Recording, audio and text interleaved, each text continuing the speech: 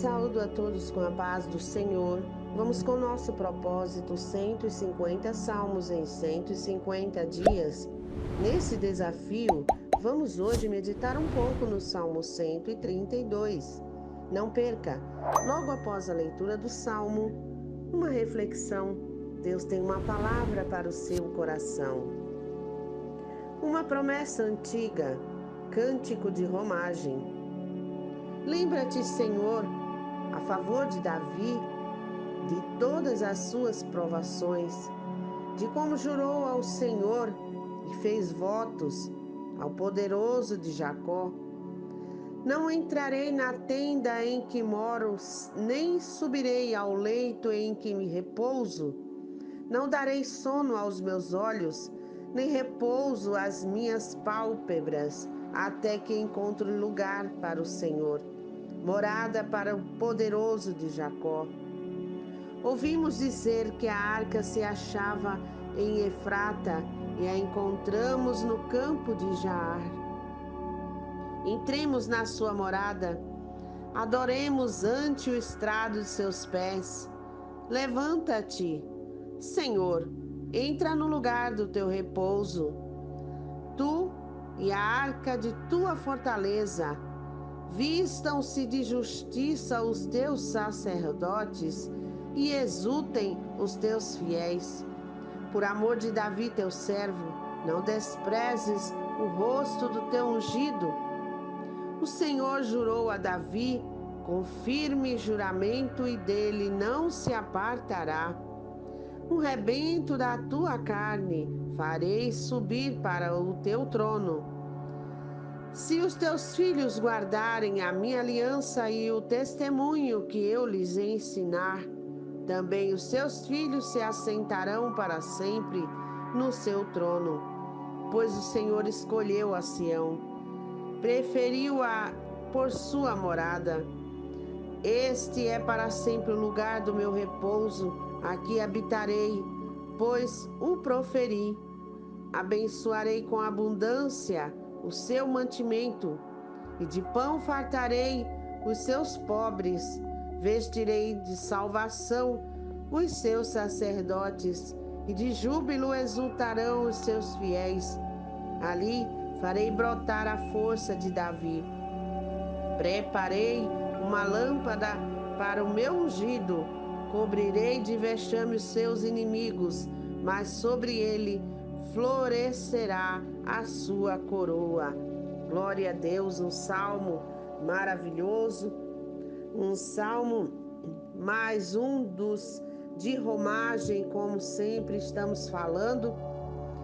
Ele é o penúltimo do livro que eram usados para subir até Jerusalém, e enquanto subiam, declamavam ou cantavam, recitavam os salmos de romagem, para lembrar as obras do Senhor, para bendizer o seu nome, lembrar dos livramentos que Deus havera concedido ao povo de Israel. E lá em 2 Samuel capítulo 7, nós vemos quando Davi, com o seu desejo de construir um templo para o Senhor, visto que ele tinha uma casa,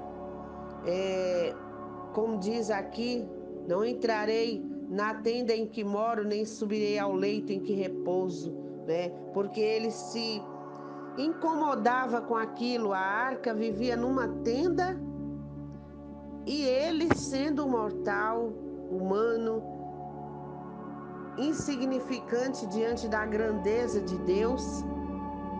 Quando eu digo insignificante, é uma forma relativa, né, em relação a Deus, porque Deus é grande, Deus é soberano, é maravilhoso, é tudo por todos, para todos. Ele é a fonte de vida, ele é tudo que se possa imaginar de grandeza, toda a magnificência, né? Justiça, verdade. E nós somos apenas uma mínima porcentagem. Porém, como sempre digo, somos importantes, somos especiais, somos obras de suas mãos. Levamos em nós o fôlego de vida saído dos seus próprios lábios, da sua essência. A gente fala em lábios, lembra de homem, pessoa, mas Deus não é pessoa, Deus é espírito. Mas foi o sopro de Deus que nos deu a respiração. Então ele é a fonte de tudo, mas nós somos importantes sim. Porém, diante da grandeza de Deus, somos muito pequenos, dependentes, carentes. E Davi olhava-se na sua pequenez, tinha uma casa confortável e Deus habitando ali através da arca do concerto, que era onde estava a presença de Deus, e já falamos sempre, a presença de Deus, o lugar de Deus hoje, onde Deus quer fazer morada confortavelmente, ser como nós compramos uma peça e colocamos e cuidamos com tanto zelo, porque não cuidamos com zelo da presença maravilhosa de Deus, do Espírito Santo, fazendo com que a nossa casa, ou seja, nós estejamos dispostos a fazer a sua vontade, estar com a nossa casa limpa, limpa em nossos sentimentos, pensamentos, emoções, as nossas ações sejam baseadas na sua palavra, na verdade, na justiça, em tudo que lhe agrada, e assim recebermos essa presença maravilhosa, o seu cuidado, porque era isso que Davi pensava quando ele quis fazer um templo para que Deus, com a sua presença, habitasse ali. Mas através do profeta Natã, lá em 2 Samuel 7, Deus fala para ele que ele não construiria esse templo, visto que suas mãos eram sangrentas, porque o seu propósito e o seu trabalho ao assumir o trono de Jerusalém, em Israel, né, o trono de Israel, foi a paz, manter a paz, guerrear contra os inimigos para deixar segura a cidade de Israel, de Jerusalém, né? Então, ele tinha as suas mãos manchadas de sangue, porque lutava contra os inimigos, e foi assim. Houve paz em Israel, houve segurança em Israel. E ele sabia que essa presença, essa segurança, esse cuidado, essa proteção vinha através da presença de Deus. E assim é em nossas vidas. A presença de Deus nos traz segurança, nos traz proteção, nos traz a provisão, o cuidado de Deus, o amor de Deus para conosco, a satisfação, porque nós, como pais humanos, nós nos deleitamos quando os nossos filhos são obedientes, são tranquilos, né? Nos obedecem, a gente tem o prazer de fazer tudo por eles. Imagina Deus que é soberano. E assim, o profeta disse para ele que não seria ele, mas a sua descendência. E nós vemos que quem construiu o templo foi Salomão. Porém, Davi, ele se dedicou ao projeto. Ele buscou a Deus, ele tinha o seu coração ligado a Deus e com muita dedicação e cuidado para que o seu filho construísse, mas que fosse exatamente como a orientação de Deus sobre os materiais, sobre o local, tanto que ele comprou um lugar onde seria o templo, e o trabalho do seu filho, quando assumiu o trono, já com todas as instruções, foi construir o templo.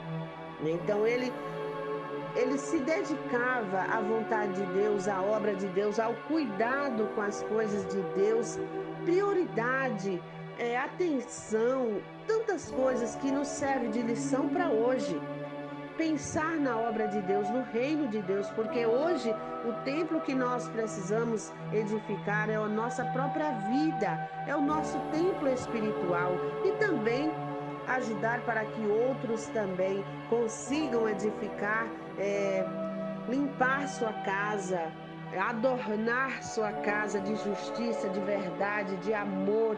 E também a promessa não foi só para isso, para um templo físico, com seu filho Salomão, a sua descendência, mas também que da sua descendência viria o Rei Supremo, a coroa suprema, o seu ungido.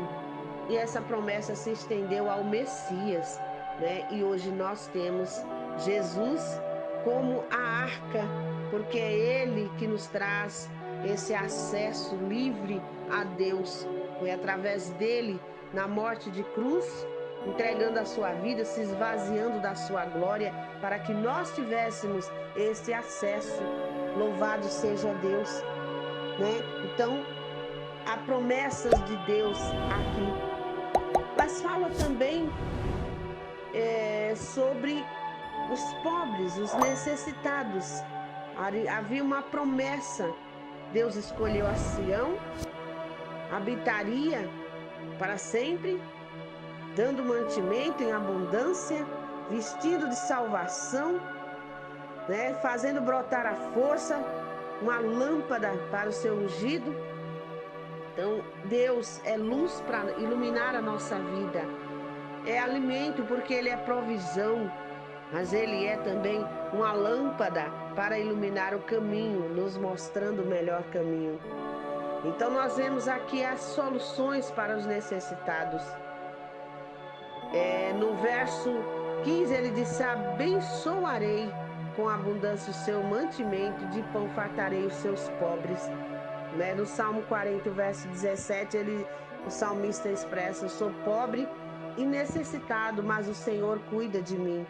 Então o Senhor, Ele pensa nos seus servos, naqueles que o buscam, e Ele supre a necessidade. Ele salva dos seus inimigos, dos seus opressores. Ele ouve o clamor. Toda vez que clamamos, Deus não fica alheio. Ele olha para nós, Ele ouve e Ele cuida. Nós, às vezes, olhamos e sempre olhamos e não vemos o trabalhar de Deus. Pensamos até estar esquecidos, mas Deus não esquece de nenhum dos seus. A prova é, como amo falar, quase 8 bilhões de seres humanos sobre a Terra, e cada um com a digital diferente. Isso significa que, ao mesmo tempo que coletivos, somos seres individuais, e Deus assim nos fez individuais, porque Ele também cuida de forma especial de cada um. Louvado seja Deus. Ele liberta sempre que estiver oprimido, que estiver precisando de libertação. Ele é o socorro bem presente. Ele farta de pão, Ele não deixa faltar. Mas o que se entende por essa abundância, por essa fartura, não é?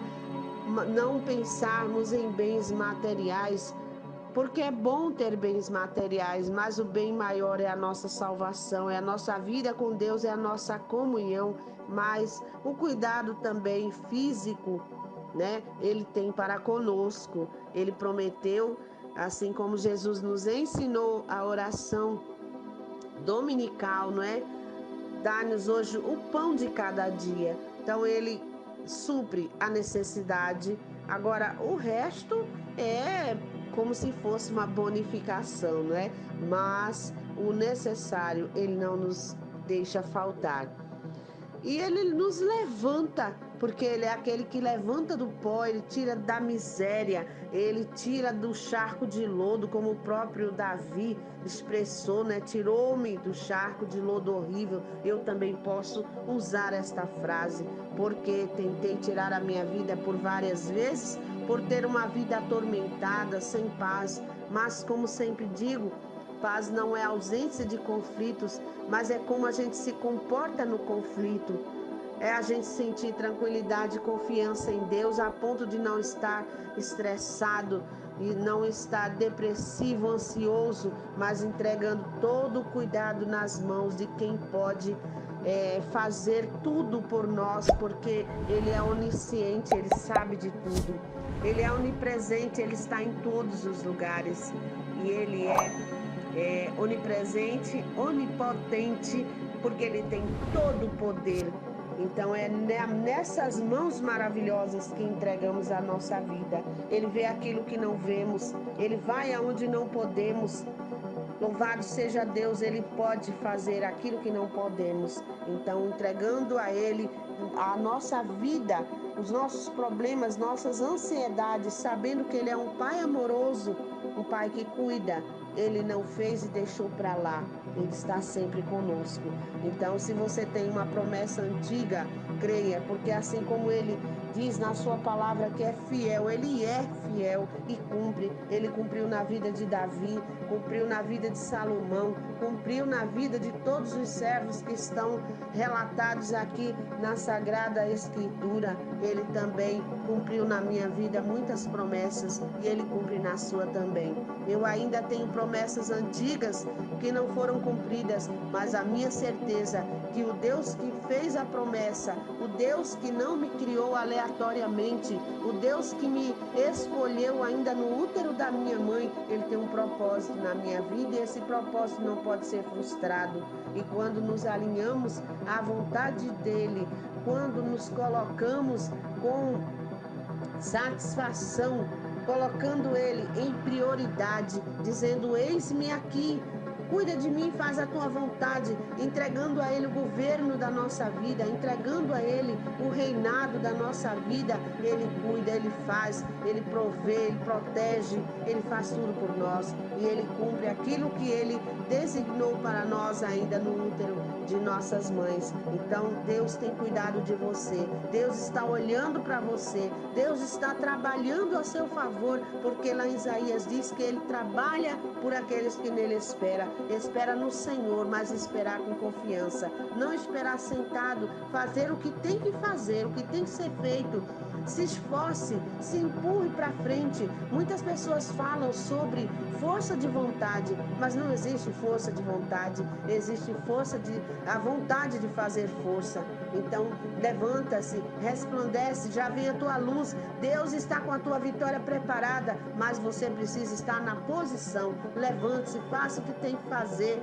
Por quantas vezes temos algo para fazer, não estamos com vontade, não estamos com aquela euforia para fazer aquela coisa, mas sabemos que tem que ser feito, seja lavar a louça, seja ir pagar uma conta, sair de casa, ir ao médico. Não estamos com vontade, não era aquilo que queríamos, não é a coisa melhor do mundo, mas temos que fazer pela responsabilidade. Nós vamos e fazemos. E por que não nos dispomos à vontade de Deus? Quando é para orar, não estamos com vontade, não estamos com disposição, mas sabemos que temos que nos aproximar de Deus. Então, é vontade de fazer força. Quando nós não queremos ir à igreja, quando não queremos esperar em Deus por resolver alguma coisa, queremos fazer tudo do nosso jeito, na nossa hora, mas nos colocarmos diante da presença de Deus. Para conhecer a vontade de Deus, a gente precisa ler a Bíblia, precisa buscar, entender qual é a vontade de Deus, e a Bíblia diz que a vontade de Deus, ela é perfeita, agradável. Louvado seja Deus. Então, busque a vontade de Deus para a sua vida. Saiba que Ele está com os olhos fitados em você. Saiba que Ele está cuidando de você, está com seus anjos ao redor, porque Ele é maravilhoso. E como diz o título do Salmo, uma promessa antiga: eu não sei o que você está esperando de Deus, mas Ele é fiel e vai cumprir na sua vida. Que Deus abençoe sua vida, te cubra de bênçãos e te aumente a confiança e a fé, porque tudo vem dEle, mas eu preciso querer. Faça a sua parte, porque Deus certamente está fazendo a dele. Minha gratidão a você por chegar até aqui. Se puder, deixa o seu like. Se ainda não se inscreveu, se inscreve para ajudar o canal, para alcançar mais vidas. Se você puder, compartilhar com um amigo, para que ele também seja abençoado com este salmo, com mais uma porção da palavra de Deus, porque este canal, proposta com Deus, é isso, é incentivar pessoas a meditar na palavra de Deus todos os dias de sua vida. Um beijo grande, até o próximo vídeo.